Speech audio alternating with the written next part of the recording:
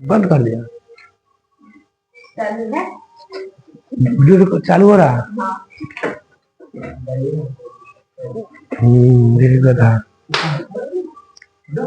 आगे देखो चालू है। मिनट मिनट चला मिनट। अच्छा आप तो समझ गए, उत्पत्ति के आधार पर समझ गए। आप समझिए बनावट के आधार पर,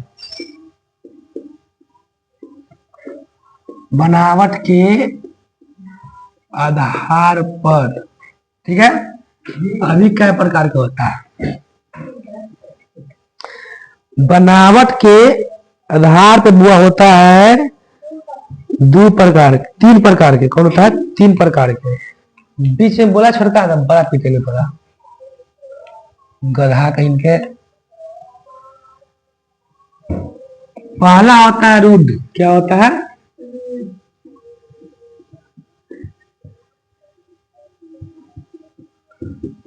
दूसरा होता है यौगिक। दूसरा क्या है? यौगिक। और तीसरा होता है, तीसरा क्या दिया देखो तो, योग रूढ़। योग रूढ़। अब तीनों के बारे बारे समझो। रूढ़ क्या है, योग रूढ़ क्या है, योग रूढ़ क्या है।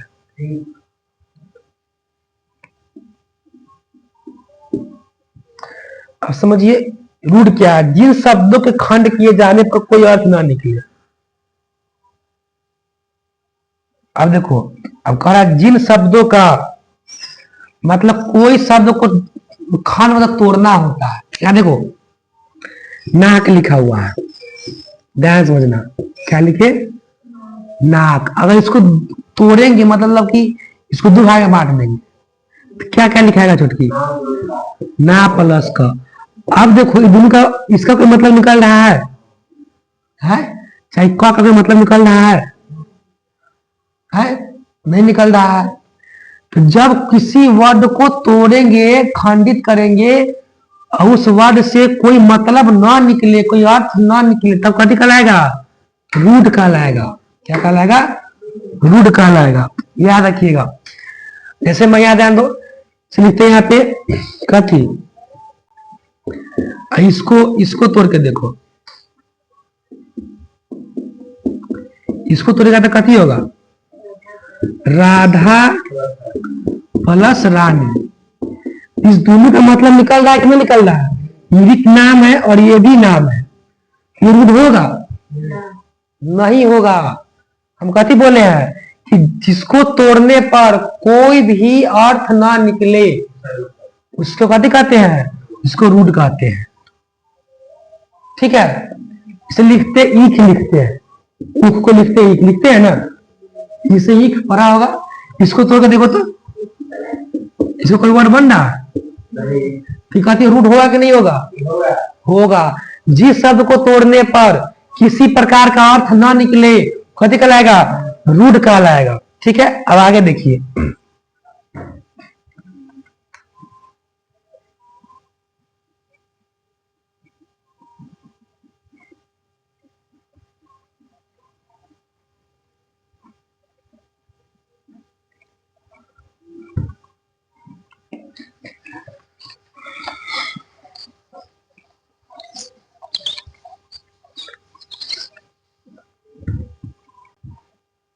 आगे समझिए क्या था? यौगिक, यही ना है। रूढ़ बताया है कि जिस किसी शब्द को तोड़ेंगे तो उसके तोड़ने के बाद कोई अर्थ नहीं निकले तो कथी कहलाएगा? रूढ़ कहलाएगा। यौगिक समझिए, ऐसे शब्द जो दूसरे शब्द के मेल से बने तो किसी भी सभी खंड सार्थक होते हो, वही बोले हैं। इसी को उल्टा कर दो, किसी को तोड़ेंगे और अर्थ ना निकला तो रूढ़, और इसी को तोड़ेंगे अर्थ निकल गया तो यौगिक।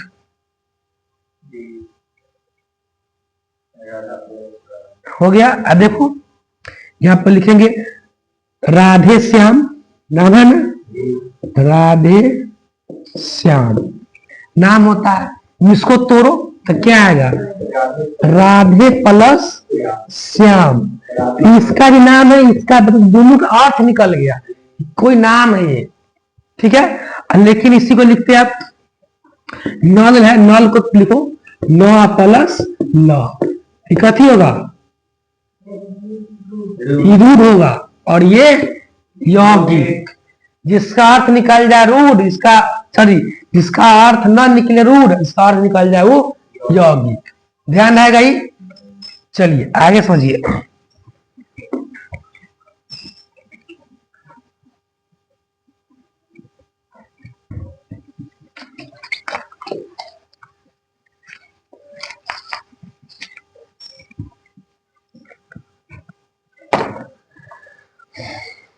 अब क्या है? तीसरा है ना, योग रूढ़। योग रूढ़ समझिएगा कि ऐसे यौगिक शब्द साधारण अर्थ को छोड़कर विशेष अर्थ ग्रहण करे। देखिए मतलब कि जो वर्ड बोलेंगे ना, उसके वर्ड से एक अलग नाम निकले। जैसे देखो लंबोदर, लंबोदर,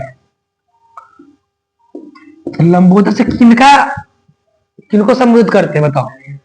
गणेश जी को। इनका क्या आया? गणेश जी आया ना। तो याद रखिए, ऐसे बोलेंगे तुमको कि हाँ चक्रपाणी, तो विष्णु जी। तो जिनके मतलब कि एक शब्द से विशेष शब्द नहीं हुआ, विशेष ये हुआ ना, हम इसको नाम बोले, इससे किसका पहचान हुआ है? गणेश जी का। यही बोलते चक्रपाणी, किसका पहचान हो रहा है? विष्णु जी का। जिसको एक नाम से दूसरे का अर्थ पता चलता हो, क्या कहलाएगा वो? योग रूढ़। तुम समझ गए? जिसको खंड टुकड़ा करे वो कथी कहलाएगा? जिसको खंड टुकड़ा करे उसका अर्थ न निकला, वो कथी कहलाएगा? रूढ़। और जिसका खंड टुकड़ा करने पर अर्थ निकल जाए वो यौगिक। और जिसको एक नाम से दूसरा का नाम का पता चल जाए आदमी का, कथी होगा? योग रूढ़। ठीक है, इसको कोई दिक्कत नहीं है। अब आगे चलिए, क्या हुआ छुटकी? बोलो। कुछ नहीं। क्या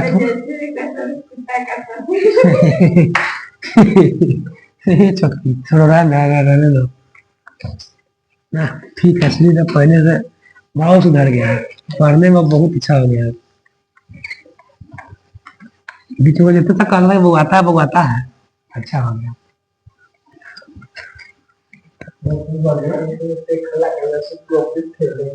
कौन कर रहा है?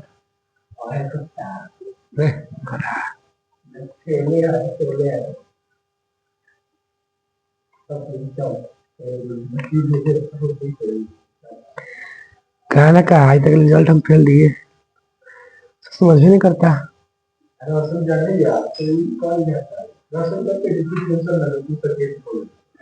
छोड़ो छोड़ो छोड़ो, रहने दो। आगे समझो। छुटकी आगे आता है संज्ञा। क्या है बुआ रे?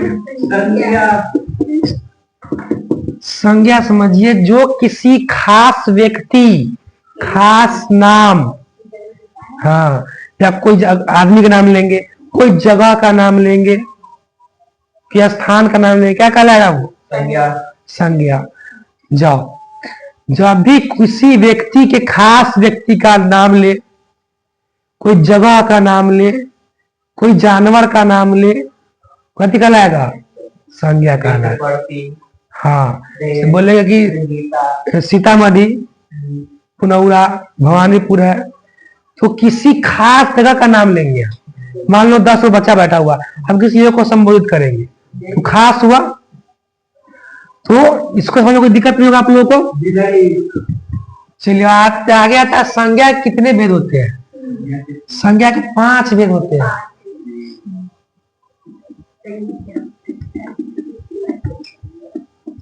संज्ञा के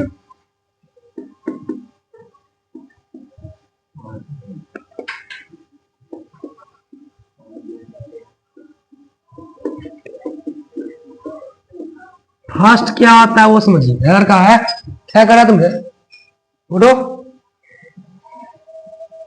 सही से बैठो, सही से बैठो। ठीक है, रहने दो।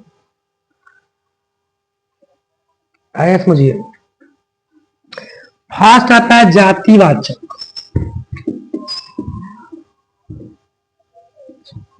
हो गया। दूसरा क्या है चुटकी? व्यक्तिवाचक,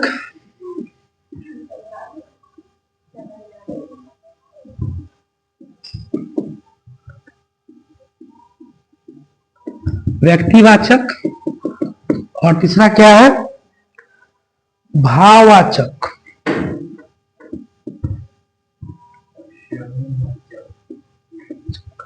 और चौथा क्या है?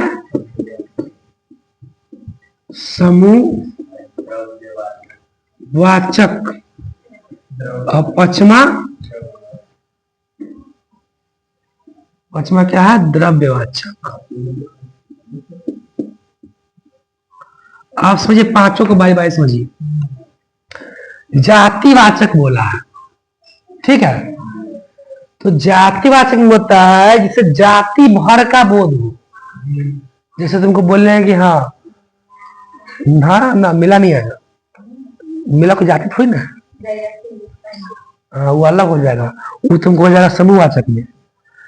अब देखो से बोल रहे हैं कि हाँ लड़का, तब पर लड़का जाति में आएगा। बोलेंगे लड़की, तो पर लड़की जाति को बोल रहे हैं। बोलेंगे फूल लेकर आओ, पूरा हाँ फूल बोले हैं, तो फूल में तो कोई फूल लेकर आ सकता है, ये नहीं कि प्रॉपर तुम गुलाब का फूल लेकर आएगा। हमको जाति की नियत नहीं की है, संपूर्ण फूल को बोले हैं। तो जिसमें संपूर्ण जाति का बोध कराए कभी कराएगा? जातिवाचक, ठीक है। जिसमें बोलेंगे कि हाँ जानवर सब है, तो जानवर ना कि हाँ उसमें भैंसी है, गाय है, कुत्ता है, बिलाई, सब नहीं तो कर रहे हैं, हम पूरे जानवर को बोले, हाँ सभी उसमें आ जाएगा। तो जिससे पूरे जाति को इंडिकेट करता हो क्या कहलाएगा? वो जातिवाचक कहलाएगा। आगे समझिए छोटकी। व्यक्तिवाचक क्या आगे? व्यक्तिवाचक। व्यक्तिवाचक में होता है किसी, देखो लिखा हुआ, इसमें किसी एक व्यक्ति या पदार्थ का बोध होता है, जिसमें किसी एक व्यक्ति को हम सिर्फ इंडिकेट करेंगे, एक आदमी खास एक आदमी को बोध कराता हो। जैसे मान लो कि क्लास भरा हुआ है, हम किसी एक आदमी को खड़ा कराते हैं कि हाँ राम खड़ा हो जाओ, सिर्फ राम को ही खड़ा कराया है, तो कैसे होगा? मतलब किसी एक व्यक्ति को हम पर्सनली बोल रहे हैं कि हाँ तुम खड़ा हो जाओ, क्या कहलाएगा? वो व्यक्तिवाचक कहलाएगा, ठीक है। सिंपल याद रखिए कि हाँ व्यक्ति मतलब एगो आदमी, व्यक्ति मतलब एगो आदमी, जहां पे किसी एगो आदमी को इंडिकेट करता हो क्या कहलाएगा? व्यक्तिवाचक, ठीक है। अब आगे समझिए, व्यक्तिवाचक हो गया। अब आगे आता है बुआरे भाववाचक। भाववाचक होता है बिनती कि भाववाचक में किसी भी व्यक्ति के मन, हाँ भाववाचक किसी वस्तु या गुण या धर्म पता चलता हो, किसी व्यक्ति के अंदर क्या गुण है। हम मान लो कि बोले कि वह ईमानदार है, बोले किसी व्यक्ति को, तो कितना ईमानदार देखने जाएंगे? 4 किलो ईमानदार है कि 5 किलो, नहीं ना, उसको सिर्फ महसूस कर सकता है कि हाँ ईमानदार व्यक्ति है, हाँ बेईमान है, उसको सिर्फ महसूस करेंगे कि हाँ बेईमान है, ईमानदार है, अच्छा है, खराब है, उसको क्या से महसूस सिर्फ कर सकते हैं। हाँ ठंडा गर्मी भी हो जाएगा, ये सब क्या आ जाएगा? भाववाचक में आ जाएगा। जिस बात को हम महसूस करते हो कभी कहलाएगा? भाववाचक। कोई दिक्कत नहीं है, हवा भी है, महसूस करते हैं हम उसको। धोखा, प्यार, नफरत सब इसी में आता है, महसूस किया था कि हाँ सबको प्रॉब्लम है, इससे नहीं है। तुम देखे थे 10 किलो प्रॉब्लम है छुटका नहीं ना। अब बताओ, ऐसे बुढ़ापा, देखो बुढ़ापा भी इसी में आएगा। अब बताओ, तो इसको आगे पढ़ा के समझ लेंगे। अब देखो समूहवाचक है। समूहवाचक में क्या आता है कि जिसमें समूह अथवा समुदाय का बोध होता है।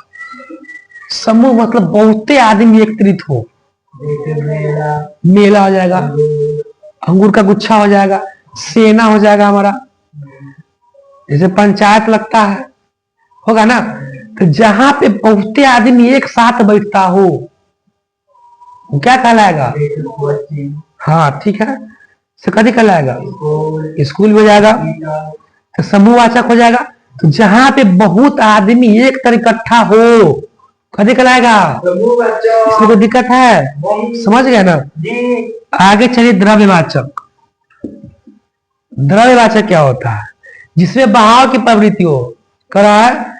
हाँ, जिसमें किसी द्रव्य धातु का बोध होता है, जिसको इसमें किसी द्रव्य धातु का बोध होता है, ऐसे मान लो।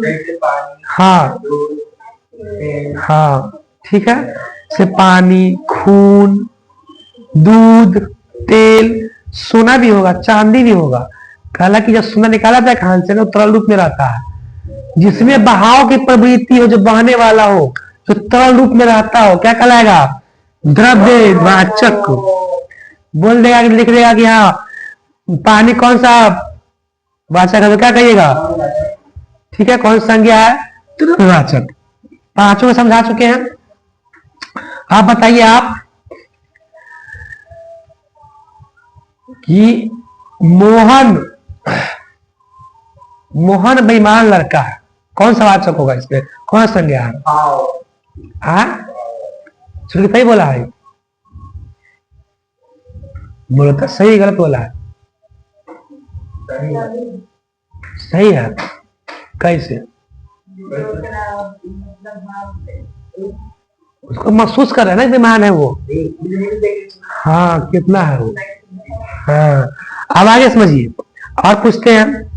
अब बताइए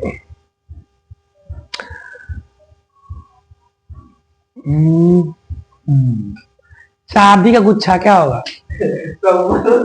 ठीक है, अब बताइए तेल द्रव्यवाचक हो गया, जानवर जातिवाचक हो गया, और व्यक्तिवाचक जो किसी एक व्यक्ति को बोध कर पाता हो, इसमें कोई दिक्कत नहीं होगा आप लोगों को। अब आगे सोचिए।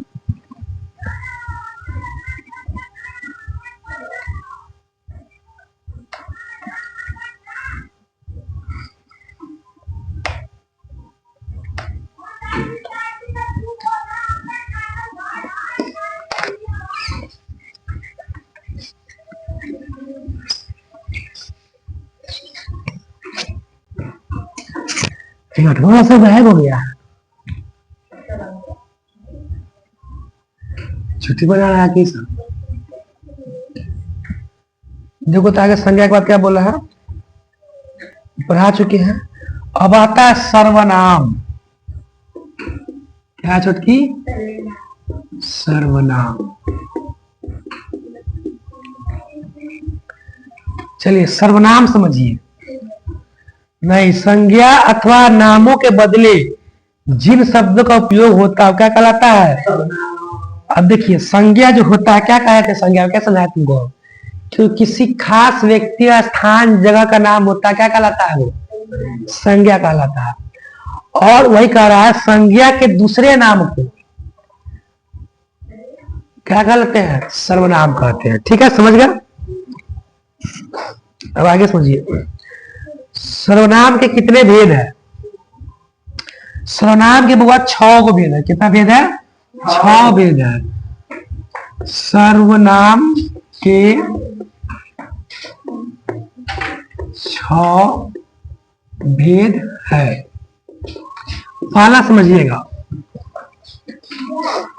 कहाँ जा रही है? छुटकी कौन है वो? अच्छा छुटका है तुम, बैठो बैठो। अब आगे समझिए कौन कौन होता है। पहला होता है बकती पुरुषवाचक। क्या होता है? पुरुषवाचक। दूसरा होता है निश्चयवाचक।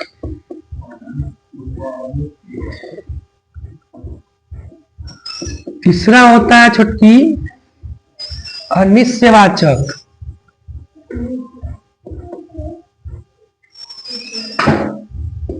क्या गिराया तुमने? उठा लो। चौथा होता है निजवाचक। नहीं, संबंधवाचक। संबंधवाचक। पचमा क्या है? निज। पचमा है निजवाचक और छठा है प्रश्नवाचक। अब चलिए छौ को समझिए।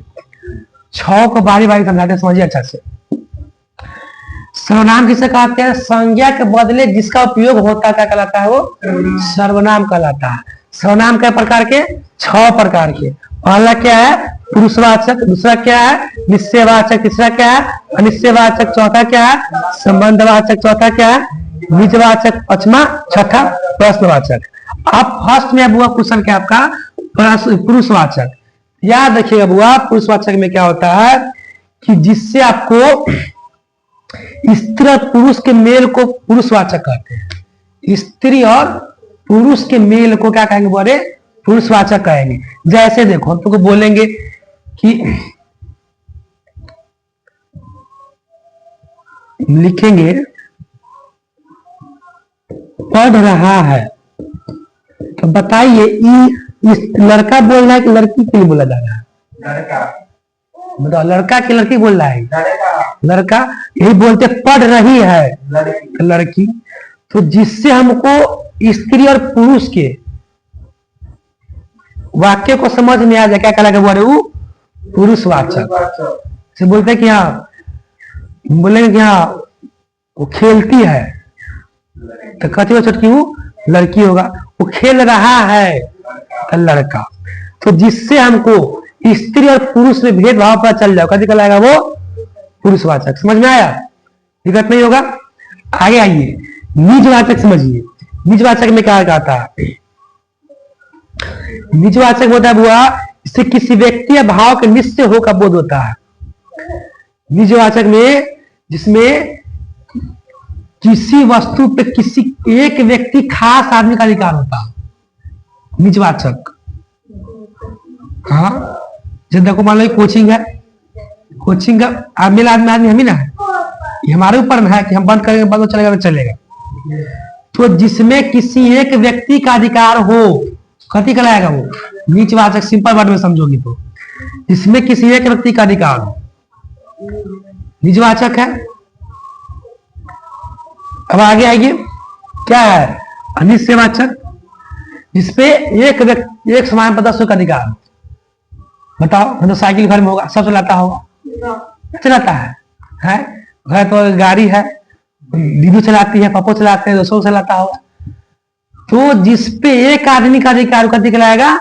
निजवाचक। और जिसपे बहुत आदमी का अधिकार कथी कहलाएगा? अनिश्चयवाचक।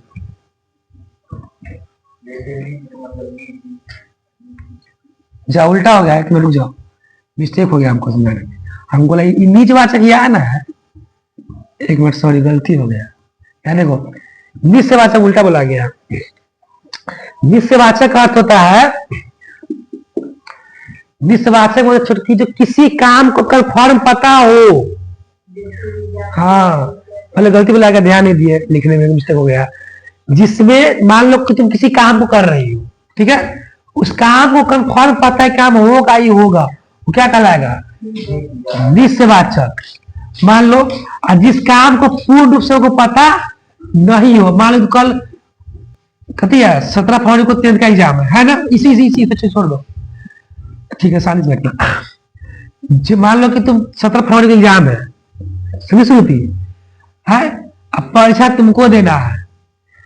परीक्षा कंफर्म है, ध्यान समझना, परीक्षा कंफर्म नहीं होगा तो होगा, लेकिन तुम जाएगी कंफर्म नहीं है ना? रास्ता में कहीं रुक गया, मर धर गया है कौन कहते हो, कौन जानता है?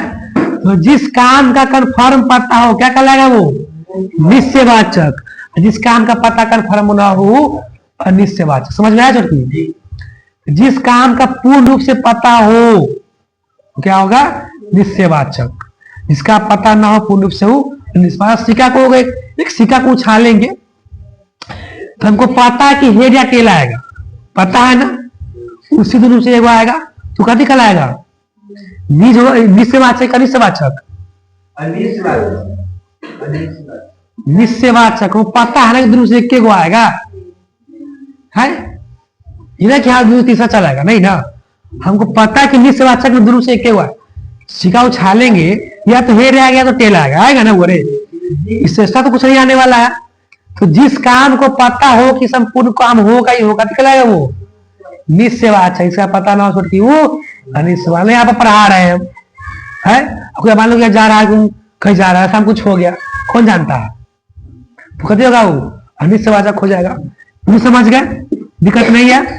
अब है संबंधवाचक, जिसमें आपको किसी व्यक्ति के रिश्ते पता चलता हो,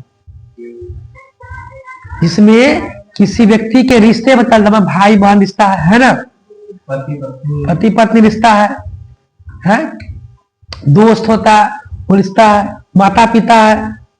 तो जिसमें छोटकी कथी बोलेंगे कि रिश्ता का पता चलता हो, कथी कराएगा संबंधवाचक, है ना। जैसे पूछे तो कौन है, तो कथी करेगी भाई है, रिश्ता हो भाई का तुम्हारा। तो जहां पे रिश्ता को समझना है कथी बोल रहे हो संबंधवाचक। संबंध मतलब कथी होगा, रिश्ता होगा, इसमें विशेष दिक्कत तो नहीं है। अब भाई निजवाचक बताया, पहले यहाँ बताया मिस्टेक हो गया था। निजवाचक में क्या होता है कि जिसमें किसी एक व्यक्ति का अधिकार हो, जिसमें किसी एक व्यक्ति का अधिकार हो।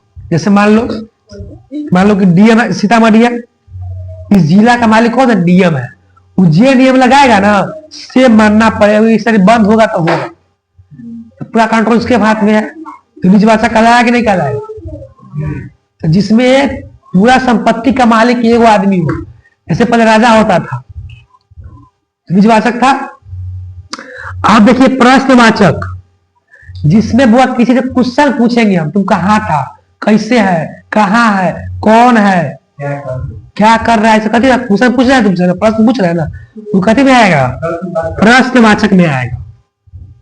तो याद रखिएगा, जिसमें क्वेश्चन पूछता हो क्या कहलाएगा, प्रश्नवाचक। आप चलिए आपस कुछ पूछते हैं, बताइए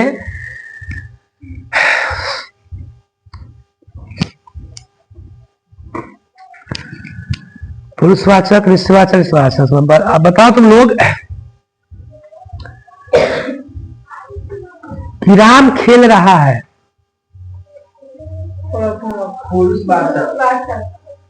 राम खेल रहा है ना, लड़का बोध कर रहा है ना वहां पे। तो जहां पे लड़का का बोध कराया क्या कहलाएगा, पुरुषवाचक कहलाएगा, समझा। हल्ला नहीं करो। जहां पे तुमको ये बताया कि वो स्त्री है कि पुरुष है, मान लो बोलने की वो खेल रहा है, तो लड़का खेल लड़की खेल रही है, लड़का खेल रहा है, वो खेल रही है तो लड़की है। तो जहां पे लड़का लड़की को तो संबोध हो जाए, पता चल जाए, कहते लगा वो पुरुषवाचक। अब बताइए कि हाँ, अब बताओ कि सीता राम की पत्नी है, तो कौन संबंधवाचक है, संबंधवाचक, ठीक है। बोले कि हाँ राम तुम कैसे हो, तो कौन सा वाचक है, हम पहले क्वेश्चन समझो, राम तुम कैसे हो कथी होगा, प्रश्नवाचक। हमसे क्वेश्चन पूछे तो कैसा है ना, जिसे तो क्वेश्चन पूछ रहा है तुमसे, कैसे, क्यों, कौन, कहाँ, सब प्रश्नवाचक है। समझ गए, 6 में दिक्कत नहीं होगा। चलिए उसको इतने पे स्टॉप करते हैं, कल आगे देखेंगे। यह क्लास आपको 10th प्लस 12th दोनों के लिए अनिवार्य है। स्टॉप करो।